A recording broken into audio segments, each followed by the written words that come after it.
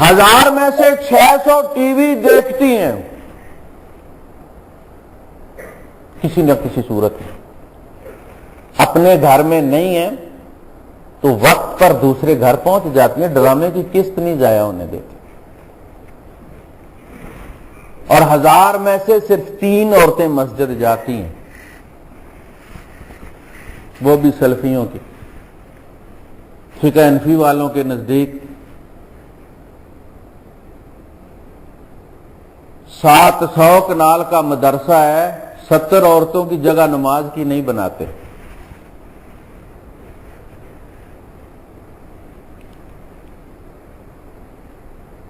اسے جمعے سے بھی محروم کر دیا گیا ہے۔ اللہ کے رسول صلی اللہ علیہ وسلم جمعے میں کیا پڑھا کرتے تھے؟ یتلو علیہم آیاتہ۔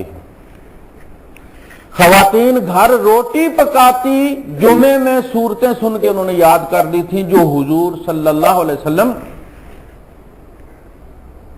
جمعے کے خطبے میں پڑھا کرتے تھے، اور اس کو ہم نے محروم کر دیا۔ یہود یہ بات مانتے ہیں، ان کی تلمود میں یہ لکھی ہوئی ہے، یہ بات تلمود ان کی فتاوی عالمگیری ہے۔ ان کی کتاب میں یہ بات لکھی ہوئی ہے کہ روح صرف مرد کے اندر ہوتی ہے، عورت ذریعہ ہے، خود اس کے اپنے اندر روح نہیں ہے، وہ صرف مرد کی خدمت کے لیے ہے، جیسے گائے بکری بھینس انسان کی خدمت کے لیے ہیں۔ سخر لکم میں عورت بھی شامل ہے، اس میں روح نہیں، اس لیے کہ اللہ پاک نے آدم علیہ السلام کو کہا تھا فَإِذَا نَفَخْتُ فِيهِ مِن رُوحِي فَقَعُوا لَهُ سَاجِدِينَ۔ ان کے ہاں یہ مسئلہ طے ہے، لہذا وہ عورت کو ایک کھلونا سمجھتے ہیں، کوئی ذی روح مخلوق نہیں سمجھتے، زندہ سمجھتے ہیں، روح نہیں ہوتے۔ رویہ ہمارا بھی وہی ہے، ہم بھی عورت کو بچے پیدا کرنے پالنے والی اور اپلے تھاپنے والی سوریاں مشین سمجھتے، اس کا کام مرد ہے تو اسے روٹی پکا کے دے، بچے پالے۔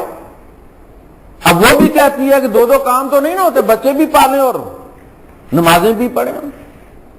بچہ پیشاب کر دیتا ہے جی، لہذا نماز معاف ہو گئی۔ جب وہ نماز نہیں پڑھتی تو اس پر شیطان مسلط کر دیا جاتا۔ وَمَن يَعْشُ عَن ذِكْرِ الرَّحْمَٰنِ نُقَيِّضْ لَهُ شَيْطَانًا فَهُوَ لَهُ قَرِينٌ۔ جو رحمان کے ذکر سے روگردانی کرتا ہے، ہم اس پر شیطان مسلط کر دیتے۔ اب اللہ کا مسلط کیا ہوا شیطان وہ تو کسی تعویذ سے نہیں جاتا تھا۔ نماز پڑھو۔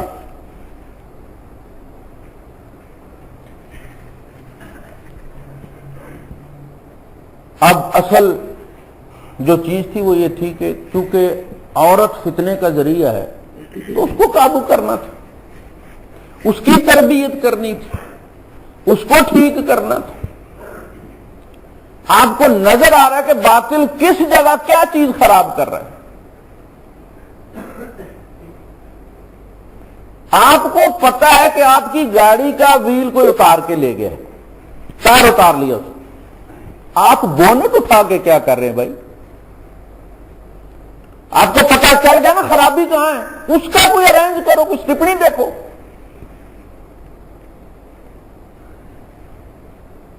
ہم نے عورت کا مسجد میں داخلہ بند کر دیا، وہ صحن میں جاتی ہے، کوئی قیامت نہیں آتی، مسجد چلی جائے فتوے لگ جاتے ہیں۔ دیکھتے ہیں وہ مسجد نبوی میں بھی جاتی ہے، حرم میں بھی جاتی ہے،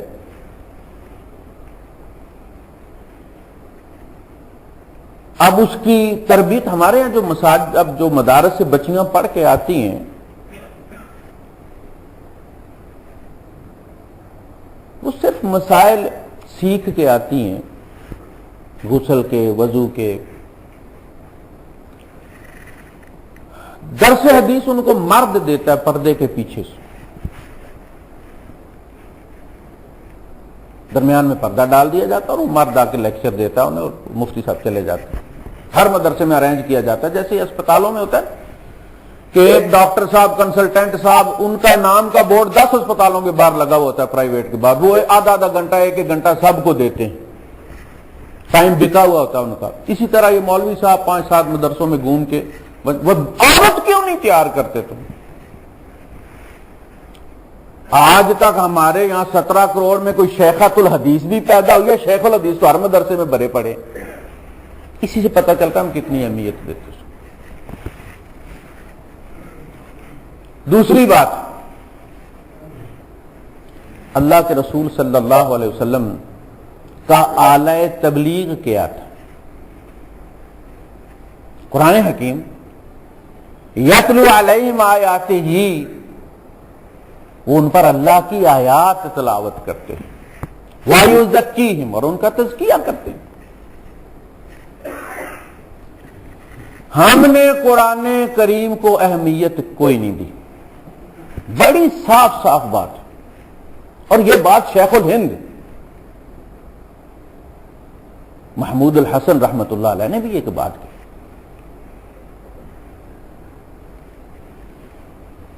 ایک بار مولانا آزاد کی تحریک رجوع الی القرآن, جو انہوں نے میگزین ایک ترجمان القرآن شروع کیا, اس سے متاثر ہو کر انہوں نے کہا کہ اس نوجوان نے ہمیں ہمارا اصلی کام یاد دلوا دیا ہے. اور علماء کے فنکشن میں بھرا پڑا تھا حال, اور انہوں نے تجویز یہ پیش کی کہ ہم لوگ اس کو اپنا امام بنا لیں, اس کی بیعت کر لیں, اور اس کی اقتداء میں ہم اس تحریک کو شروع کریں, رجوع الی القرآن. اس پہ سارے علماء کا حال وہی ہوا جو نجاشی کے دربار میں ہوا تھا, جب اس نے تجویز پیش کی تھی کہ یہ تو وہی چیز ہے جو عیسیٰ پر نازل ہوئی تھی اور ہم سب کو اسلام قبول کر لینا چاہیے کیسر کے دربار میں. تو سارے جتنے پادری تھے ان کے چہرے سرخ ہو گئے اور سانسیں ان کی تیز تیز چلنا شروع ہو گئیں. تو وہ تو ڈر گیا کہ یہ تو انقلاب ہو جائے گا, مولوی خلاف ہو گیا. تو اس نے کہا نہیں میں ایسے ہی تمہارا ایمان چیک کر رہا تھا. سارے مولوی بگڑ گئے, عمریں گزر گئی ہماری پڑھ پڑھ کے, اور یہ کل کا جوان آدمی نوجوان آپ ہمارا اس کو امیر بنانے لگے, امام بنانے لگے. پھر مالٹا سے جب رہا ہو کر تشریف لائے تو کہنے لگے, اسیر مالٹا جو تھے, ہم نے زندگی ضائع کر دی, ہم نے زندگی ضائع کر دی.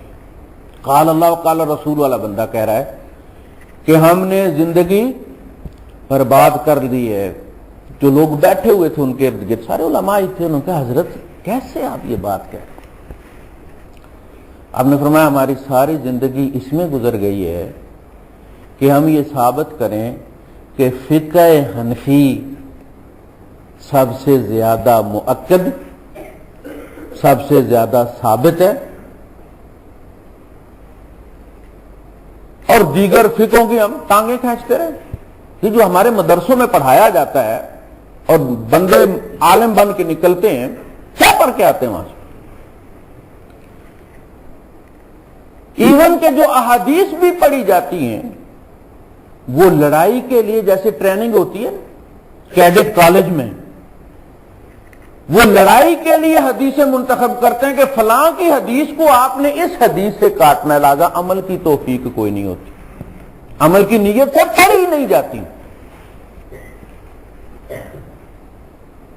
اور درس بخاری ہوتا ہے ہمارے یہاں, جب بخاری ختم ہوتی ہے تو ختم بخاری شریف ہوتا ہے. اس کا مطلب یہ ہوتا ہے کہ بخاری کی حدیثوں سے بچنے کا فن ہمیں آ گیا ہے, بخاری کی فلاں حدیث کو ہم نے فلاں حدیث سے کاٹنا, اس میں زندگی گزر جاتی. اب میں نے یہ طے کیا ہے, میں نے مالٹا میں اپنی اسارت کے دوران, اپنی قید کے دوران میں نے جتنا غور کیا ہے مسلمانوں کی اس ذلت اور پستی کا, مجھے اس کے سوا کوئی سبب نظر نہیں آیا.